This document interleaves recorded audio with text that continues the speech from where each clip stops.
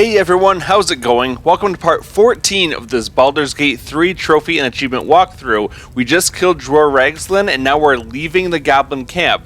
This is where he was, and there's also Minthara over on the side here, and then Priestess Gut right down here. So what we want to do is leave Minthara alone, and we're going to take out that Priestess or True Soul Gut on the way out of here. So you don't want to eliminate all three of them right now, otherwise there's a very good chance that the game kind of freaks out and has Saza die, and we don't want that. We want to save her. So instead of killing them all right away, we're actually going to try to get out of here as simply as possible.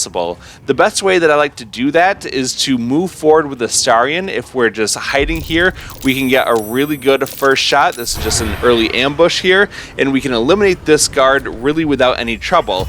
Now, everything around here is going to be very hostile toward us, except for Saza and one other goblin. But if we get too close to them, then they do become aggravated toward us, and we don't want that at all. So what we need to do is to stay in this general area to fight all the guys, all the goblins that are down in the next room. They're going to rush up toward us, and we need to take them out before advancing too far and aggroing all the other goblins further ahead like Saza. So what we can do now is, because we're still hidden, only Astarion was seen, we can sneak around with the other characters, and we're able to get early attacks off on them as well. Just a nice way to start the fight doing some early damage without having to wait for initiative rolls or anything like that. So Priestess Gut is right outside this room here. She's right next to the goblin that I just shot, and what we want to do is try to draw them into this room so that they're kind of on this side of those doors as best as possible. That way we can take them out without the other goblins down below being able to see us and rush in. So for right now, we're just taking range attacks on them as best as possible, and that should whittle down their HP pretty well. Astarion's very good in this situation because we can use his ability to hide and then keep getting those sneak attack ranged hits, pretty much just guaranteeing that we take out an enemy with each of his turns. So we'll just sneak up as best as possible. If we get a good shot on one of them, we'll take them out. Some of these enemies down here will aggro and they will start to run up toward us. That is exactly what we want to have happen. We want them to come to us. We will not come to them at all for this situation. And there's Saza right there. She's just standing in the back. We want her just to stay right there, which is why we are not advancing.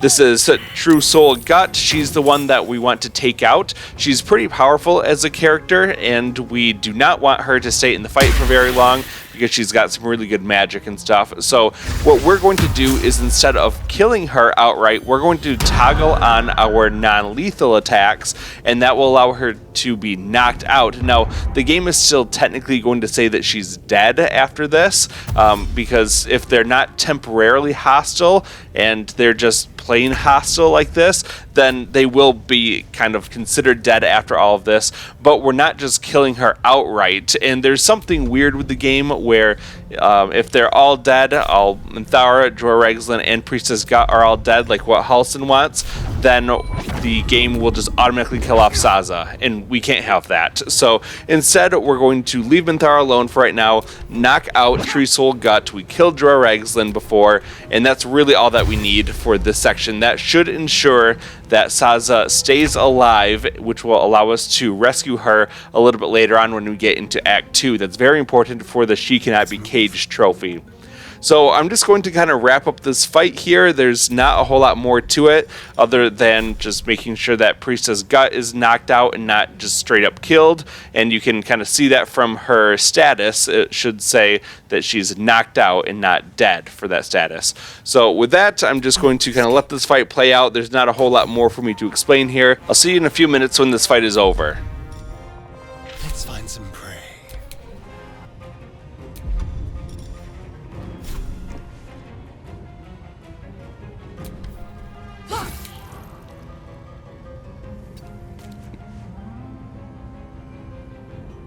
Time to strike. Here you can see that Lae'zel will finish her off with non-lethal damage, giving her the knocked out status. Technically, she's not dead, though the game will treat her that way a little later on. That does complete the Ask the Goblin Priestess for Help quest. She won't help us anymore, so that's kind of a failed quest, completed, however you want to call that. Not much more to this fight either. We're just going to try to finish off these enemies pretty quickly, and you can switch it back to lethal damage now just to finish off these goblins. Probably a good idea just to kill them outright instead of having them linger around in unconscious status for a while. So they will try to hang out in the back to cast a bunch of nasty spells towards you, so you might want to hide behind the wall a little bit if possible. Just don't run out there too far. You can go just beyond the wall, like to where the little wooden platform is outside if you need to, but don't go, really down those stairs or anything like that. You just want to stay far away from where Saza is so that you don't accidentally aggro her.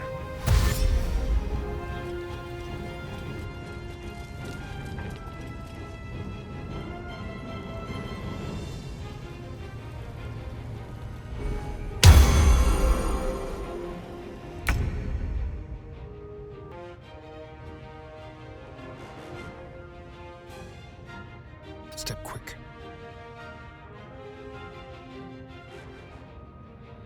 I am fury. I am death.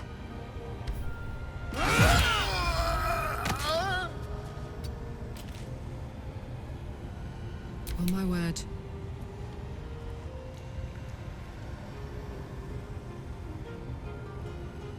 Soldier.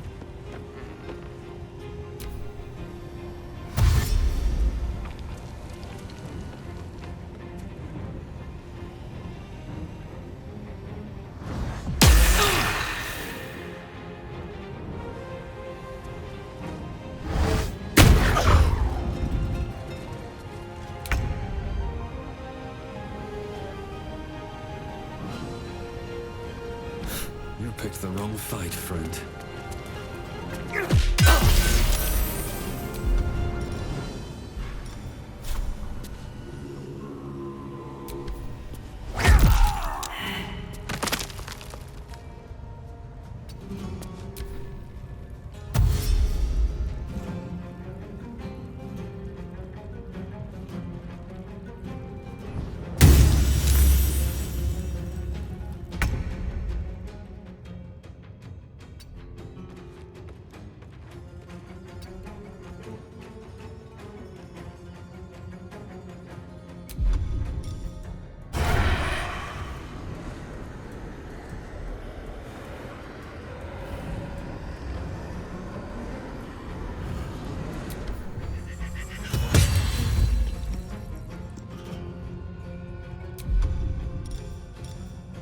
Let's have a little fun.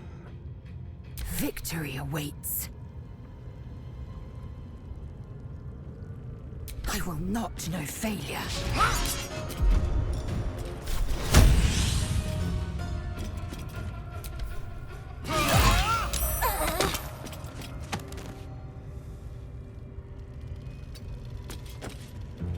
This is gonna feel good.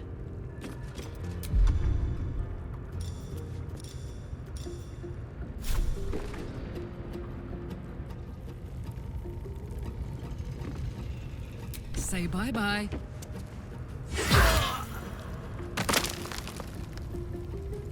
Survival is all that matters.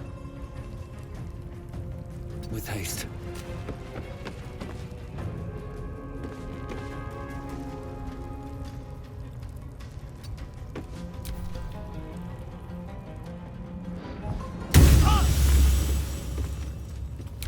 Alright, time to finish this fight off. This guy's definitely in range for a good melee attack, so let's go ahead and finish him, and then we can move on. Got lots of good experience fighting all of those guys. That's very helpful as we try to level up, and we're going to now go over to where Priestess Gut's body is, and we're going to loot it. Now, she didn't technically die, we didn't kill her, so we cannot get her tadpole. However, we can get some good stuff from her body anyway. This Absolute Warboard, that's a new shield that I'll be equipping soon. There's also her key that we can use to enter her quarters, and that gives us a path down into the Underdark a little bit later on. So what we can do now is try to leave this area. I am just going to save the game just for safety's sake, but if you head down here, I'm going to just show you that Saza is still down here. She's not hostile or anything toward us. That's very good, and there's also the other goblin standing in the middle who's not hostile toward us either. Now, if you were to run down the stairs toward them at this point, there's a very good chance that a squad of goblins will come from the door area way on the other end of the hallway, and they're going to get into a fight right in the middle in front of Saza, and then she'll become hostile or have some kind of bad reaction. So instead, we're just going to fast travel right out of here. We'll bypass all of that stuff, and now we don't have to worry about it. If you head to either the Emerald Grove Environs waypoint where I am now or the Blighted Village waypoint, we basically just have to go straight west, and then we're going to go down south a little bit to get the Hidden Goblin Stash. So either way, we're just going to kind of head straight over toward that area, and I'm just speeding this up quite a bit to show you the way there in case you forgot it, but otherwise just go to the Blighted Village and come around the corner as you exit. And if you run down here, then what you'll find is this dirt mound, and it's also marked on your map and your mini map, so pretty easy to find, and you're able to dig this guy up. This was mentioned in the map in Minthara's War Room, as well as if you talk to Saza and convince her that she owes you, then she'll tell you about this place too. So lots of good stuff in here. Go ahead, grab all of it, and then we can continue on. What we want to do is to head back toward the spot that we were, so we really can just go right back to that Emerald Grove Environs waypoint. We'll just fast travel over there, and now we're going to do some long resting so that we can actually trigger the Defense of the Grove event. So let's go ahead, do our long rest, and see what happens. At this time, nobody really wanted to talk to me. I don't see any exclamation marks around camp, so I'm just going to go over to the bed and we're going to do our long rest. We can just use a supply pack or something to give us the 40 points that we need. We're going to get all healed up, all of our spell points back, so that we can do a good job of defending the Grove very soon as this long rest is over.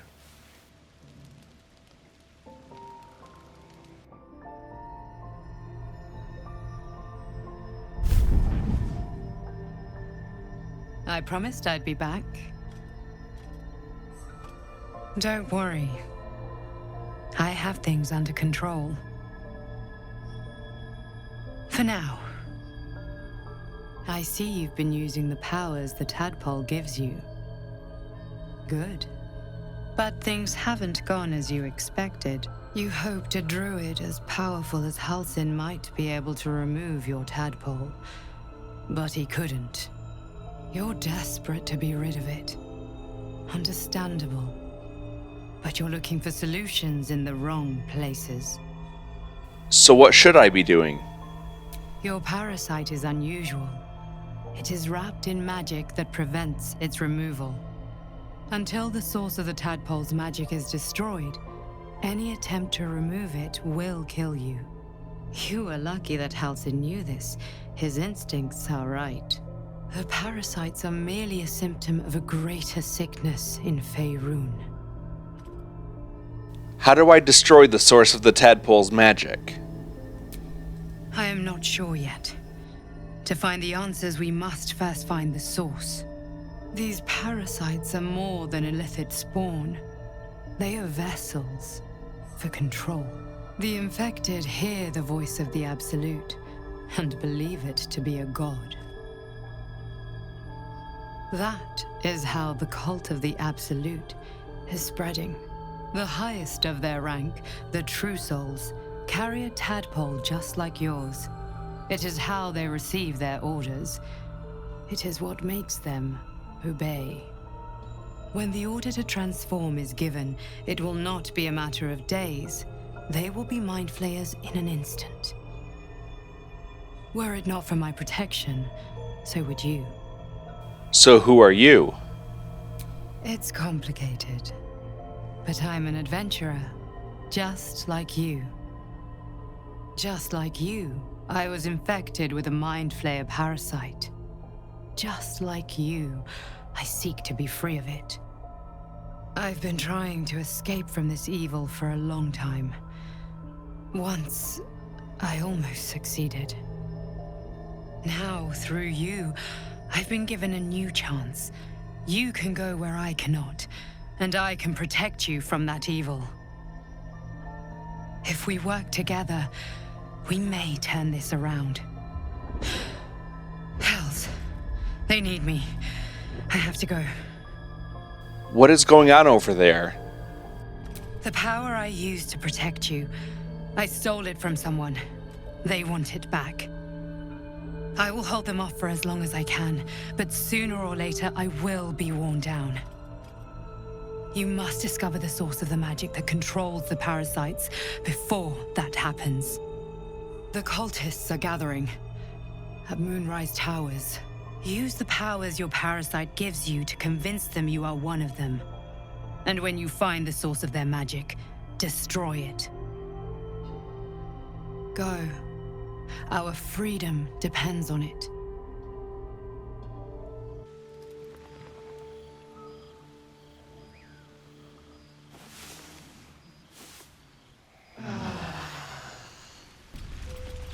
Now we really need to prepare for the defense of the Emerald Grove against the attack by the goblins led by Minthara. Let's talk to Astarion. What we want to do is to switch around a little equipment and inventory stuff. We're also going to change our party composition a little bit. So one thing we want to do is take the Alchemist's Fire that Astarion currently holds, and I'm going to give that over to Masked Matador. And we're going to not use Astarion in this fight. However, I will give him this Assassin's Touch. It's the dagger reward that we got for saving Saza from Minthara. It's just a little bit better than what we're currently holding, and it has some little perks there, so do that. And I'm going to give the Absolute's Warboard over to Shadowheart, just because she uses shields. So that's pretty much going to do it for the equipment stuff. Now we're going to make sure that Shadowheart is on our team instead of Astarion, and that means that she can level up, because she hasn't been in a party since we leveled up the last time. Shadowheart is now a level 4 cleric, and that gives us some bonuses. We get a new feat, some extra health, a level 2 spell slot is been unlocked, and a cantrip. For the cantrip, we're going to choose Thaumaturgy. We gain an advantage on intimidation and performance checks. That's pretty good. As for the feat, we're going to scroll way down toward the bottom, and there's going to be Polearm Master. What that does is when attacking with a glaive, halberd, quarterstaff, or a spear, you can use a bonus action to attack with the butt of your weapon. You can also make an opportunity attack when a target comes within range. So kind of like with our monk, we can attack twice on the same turn using one normal action and one bonus action. As for the prepared spells, I put on Enhance Ability. It just gives us some bonuses to a certain type of skill check. So really powerful outside of combat.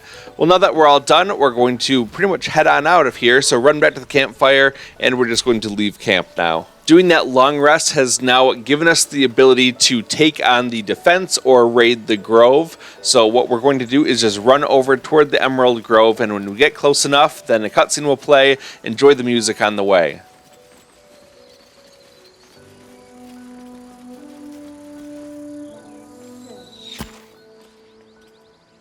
Wait! Bows down! Gods above! We took you for a goblin! Get up here! I want that gate sealed before they arrive. And we need to talk! After that cutscene, we're going to go into the Emerald Grove. There's going to be a ladder on the right-hand side. Let's use that to climb up, and then we'll go talk to Zevlor.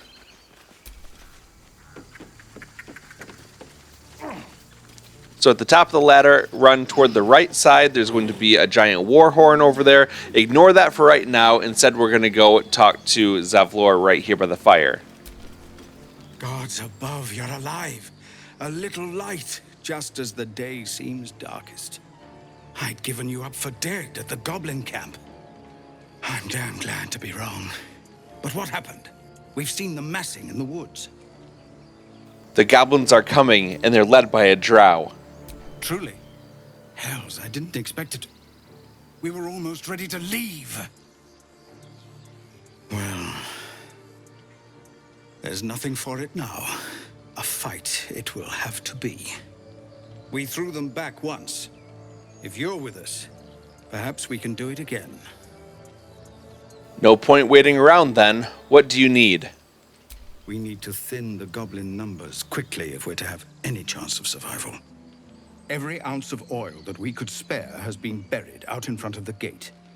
We'll blow the horn to draw them in, and pray our fire arrows strike true. She'll take the bait, and with the defenses ready, we'll win the day. Your courage is catching, it seems. Or perhaps I've finally lost my reason. Make what preparations you deem necessary, and then sound the horn. Let's have this done. There's a few things that we're going to do for preparation before the fight begins. Number one, we're going to find 4 of the red banded barrels. These are the oil barrels around here. There's one right behind us where we start. I like to use a strong character like Karlach to pick them up and carry them. She can carry a lot of them before becoming encumbered. Turn to the left a little bit. There's going to be another barrel back here by the people, by all of the other barrels. Then on the way to the bridge, over on the left-hand side, there's one tucked behind this rock, between the rock and the fire here. And then finally, we have to go across this walkway. And when we get to the other side of it, if we look toward the right side, down in the bushes and the shrubbery over here, there's going to be another barrel right here. So those are the 4 barrels that we have. If you want more, there are some in the Goblin camp if you didn't use them all during the Drawer Ragslin stuff. So you can always get more from there and then just come back if you want to. And then we're going to head on over here. I did have 1 extra barrel remaining from that. I didn't use it for Drawer Ragslin, so I'm going to have 5 barrels for this, but totally doable to do it with 4. And you kind of want to just lay them out in this area. There's no real right or wrong way to do it. Just make sure that they're not too spread out for it. You need each barrel to be able to explode the one nearby it. So I'm going to just kind of skip ahead for the most part here, and I'll show you the ending configuration with my 5 barrels, but this works totally fine with 4 barrels as well. So at the end, we just kind of did a straight line mostly from one end of the opening there to the other one. And then what I want to do is I'm going to hide the monk right around here, or whatever character you want to. This will be your arsonist, so whoever has that alchemist fire, he's going to just kind of hang down there.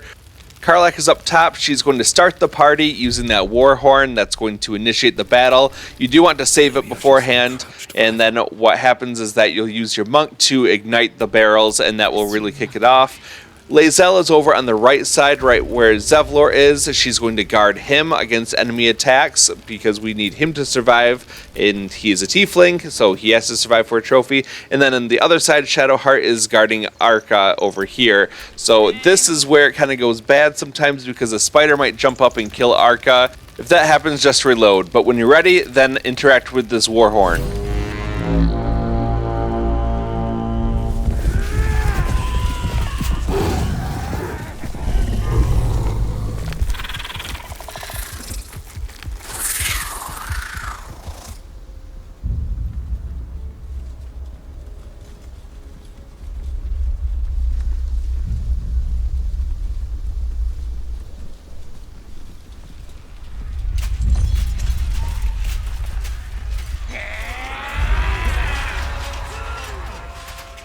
This is it. Everything turns on this.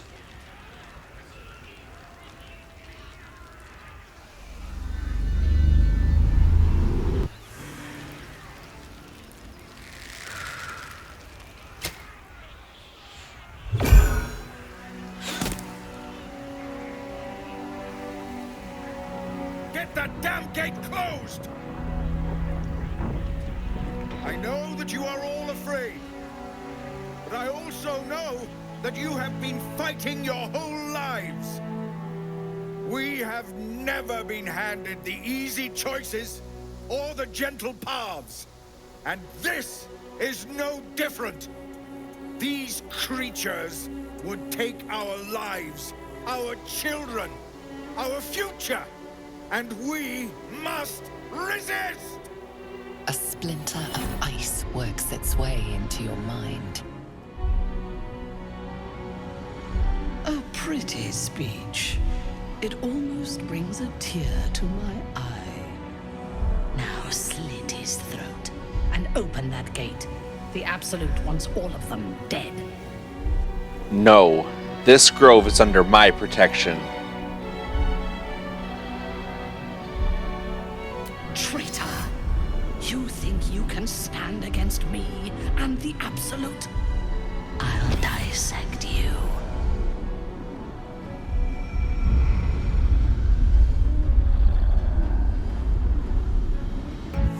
Starting off the fight, you want to quickly switch to whatever character is out front on the main gate here, and then you want to go into your inventory, grab that Alchemist's Fire, and prepare to throw it over to where those explosive barrels are.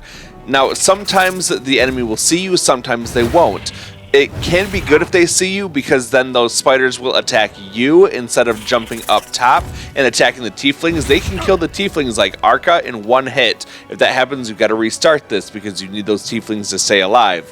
But if you're able to stay hidden, then you can launch a sneak attack out of order, and you can blow up a lot of those goblins with the explosive barrels before they have a chance to even act for the first time. So this time I was seeing the spiders came to my main character. That's fine. And then when his turn comes up, which is actually pretty soon, I got a pretty good initiative roll, then I can take my turn and actually attack the explosive barrels with the Alchemist's Fire, and that's going to cause a huge explosion here. So it's just about my turn, and we're going to have some fun.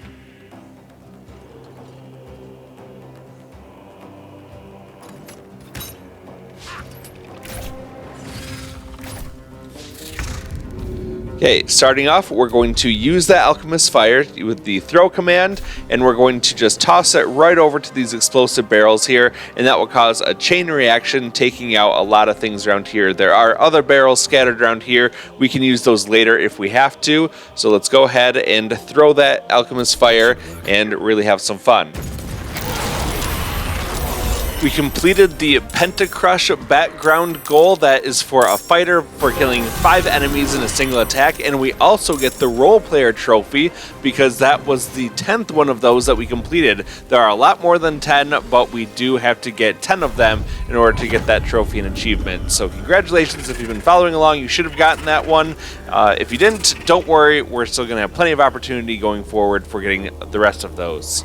At this point, the really big threat to me is these spiders, and I will try to take out this sword spider right here. Unfortunately, with the Flurry Blows topple, I get a critical miss, otherwise I probably would have been able to take it out. A little unfortunate for me, but now it's going to be the enemy's turn, and Minthara, she likes to hang back for a little while, and then once she's kind of buffed up, then she'll move forward and start attacking us. So she's buffing herself and buffing her allies before she joins the fray. It's Karlach's turn, and I want to provide some more support for Zevlor over here. I really don't want him to take all the fire from the enemies down below, so I'm going to move her up just to provide another target for them, and then I can shoot down from above, taking out the spider.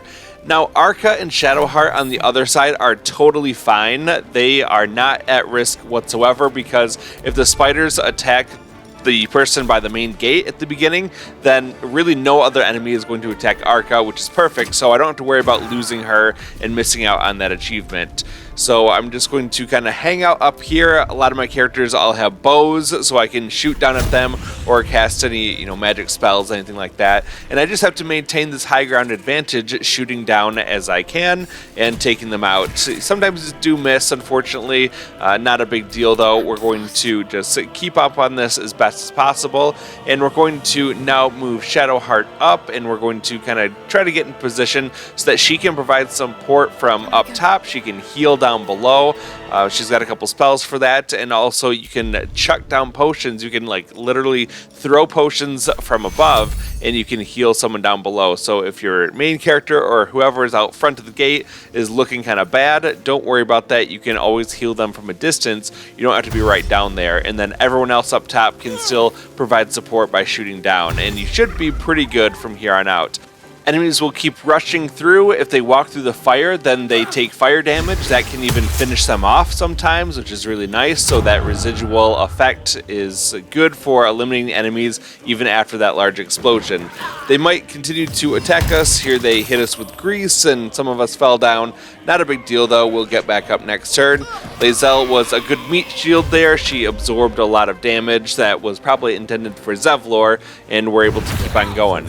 We get a very lucky critical miss here. They probably would have taken out Masked Matador down on the bottom there. Luckily, I was able to endure that one. And now you can see that I have a new status called Basking in Loviatar's Love, we are under 30% HP, so our Loviatar's love buff kicks in, and we're able to get an advantage in attacking. So that's really good here, and we're able to keep on fighting off these enemies. So we're going to try to get around this acid as best we can. We don't want to take too much damage around here, but we can run forward and attack this Goblin Warrior. So that's 2 enemies taken out in the same turn. That's really nice for us. And we're just going to retreat back a little bit, hanging out in the back corner. We don't want to be too close to the enemies so that they can get attacks on us. We're just going to hang out right back here. Minthara is going to be joining the fight very soon now that most of her minions are taken care of, and we're going to have to deal kind of with her one-on-one. The main goal is to eliminate as many of these enemies as possible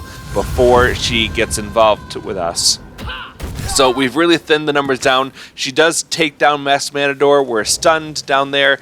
That's okay. We're not dead yet. We can revive it, and we've got a couple different ways that we can do that. We can just cast a healing spell from afar, or like I said before, we can throw a potion down, and that will be enough to bring him back. You don't actually have to run down there and physically choose to help them off the ground. You can always resuscitate from afar, which is really nice for us.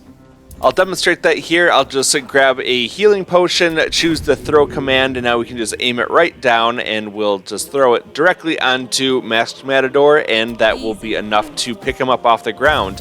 Now, normally when you choose to help them off the ground, they only get 1 HP back, but this time I got 6 back because it actually applies all the healing from that healing potion, which is really nice. And that's really all there is to this fight. We're just going to let it play out at this point, and you can see how it kind of works, just keeping her tied up with one character down there. Sometimes the other enemies will run forward, and it can be beneficial when some of the ones with bombs on their back get close enough. You can kill those enemies, and they'll explode, and hopefully they'll be close enough to damage Minthara, but not too close that it will damage your other character. And you really just want to keep her locked down there so that she can't get around and do anything else. We'll just keep her outside the gate, and we'll keep attacking her from afar, healing up the character down there as necessary, and that's going to be the fight. So enjoy it as it plays out. I don't think there's anything really else to explain here, and if you do this properly, you'll have saved all the tieflings, and that's very important for getting one of the trophies later on. So here we go. I'll just let it play out, and I'll see you at the end.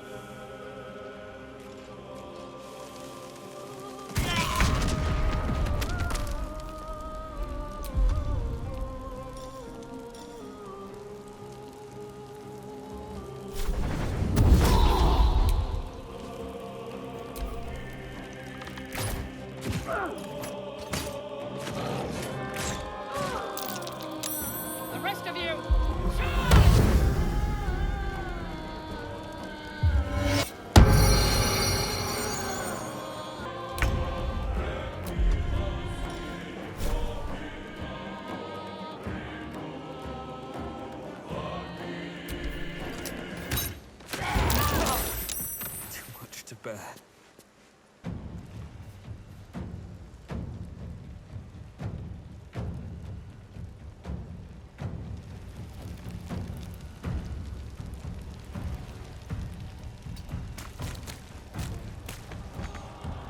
I am fury.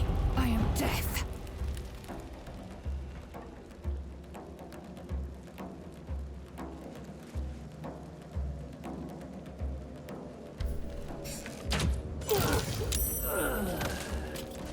Talk to me.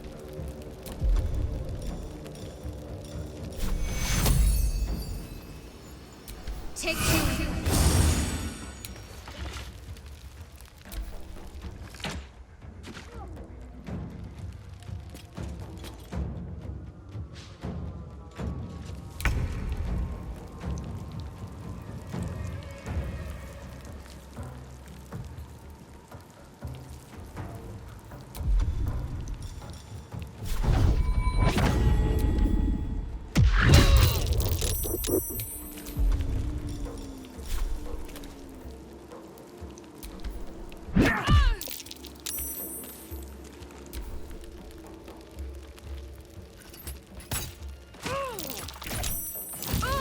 And with that critical hit, Minthara is down. She is dead. We did not knock her out. If you knock her out, you think that you might be able to recruit her later on. You cannot. Not like this. You would have to basically make her temporarily hostile way earlier, back before we did anything with Jorah Ragzlin, and you'd have to knock her out then, and then go through a whole lot of rigmarole. It can really break some things. It's really buggy. You're not supposed to really get her on a good playthrough, so don't worry too much about that. And that's always the Dark Urge playthrough next time around, where we can recruit her. So we'll be focusing on that, but for right now, we just can kill her. Doesn't really matter. You can loot her body either now or after the fight's over, and we're mainly concerned with just keeping Saza alive. Unlike the other party members that you can get, there are no trophies directly related to Minthara, whether it's romancing her or doing a quest line, anything like that. The other ones, like Astarion does for having him bite your neck. There's one for Shadowheart by giving her a night orchid. You know, some of the other characters have individual trophies tied to them. Minthara does not. So whether she lives or dies here doesn't affect really anything for us. So don't worry about that. If you didn't, try to recruit her or anything like that, you don't need to for anything. And now we just have to finish up the enemies in this area. So we'll just do our best to kill them as quickly as possible, and then we will be done defending the grove. Hopefully you made it through this without having any of the tieflings die, and that keeps us on track for getting that trophy a little later on. We actually won't get that trophy until Act 3 toward the end of the game, so that one is definitely down the road a little bit for us. We're also on track for saving Saza and getting that related trophy, so there was definitely a very specific series of events that we had to do between saving her from the cage in the Emerald Grove to convincing Minthara that she didn't know that we were a true soul, so she didn't get fed to spiders or anything. And then when we get to the Moonrise Tower in Act 2, that's when we'll save her for the third time, and we'll get the trophy at that point. So at this point now, we're coming up on the end of this battle. We just have one more enemy left. We're going to use the monk to run forward, take out this enemy, and then that will be the end of the fight. There's an illithid parasite in that corpse. You should take a look. Now let's head over and loot Minthara's corpse. She is officially dead, so we can extract her Mind Flayer parasite specimen. That is her tadpole. She also has a lot of weapons and armors and things that we can pick up, so lots of good stuff here in the Mind Flayer parasite specimen. We can really get one or the other between hers or the one for Priestess Gut in the Goblin camp. I really just didn't want to mess with killing her and then maybe having Saza go crazy, cost us the trophy, anything. So we killed Jorah Ragzlin, we knocked out Princess Gut, and we killed Minthara, and that's all right. I'm just regrouping my party because I had them all spread out for that battle, and then we are going to get a cutscene in just a second. That's the last of them. Timora, smile on me. They're dead. We did it. Watching gods, you did it.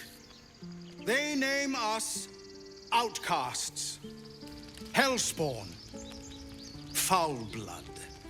But the blood of those who fell today ran as pure as any heroes. So I call us by another name. We are survivors. We are family. The road to Baldur's Gate is a long one yet, but you have earned every stride so far. Make your preparations. We leave as soon as we're able. I don't know if you were sent here by gods, or fate, or sheer bloody luck. I don't care. You were a friend when we needed it. And we won't forget that. Should you ever need it, you have family in Baldur's Gate. But we need not speak of departures just yet. We have time. The road is clear. And I, for one, could use a bloody drink. We'll join your camp tonight, if you'll have us.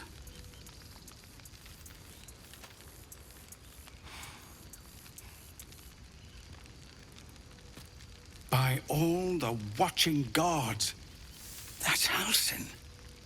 He'll have some hard words for Korga, I expect. Go, speak to him. You're the reason he has a grove to return to at all. We'll be here when you're ready to travel. Alright, that's going to do it for part 14. Thank you so much for watching. I really appreciate it. If you enjoyed this video and you found it helpful, be sure to give me a like and also share it with a friend. And also don't forget to subscribe if you want to see more videos like this in the future. In the next part, we're going to be starting our journey toward the Underdark, and you're not going to want to miss that. So I'll see you very soon for part 15. Until then, have a good day.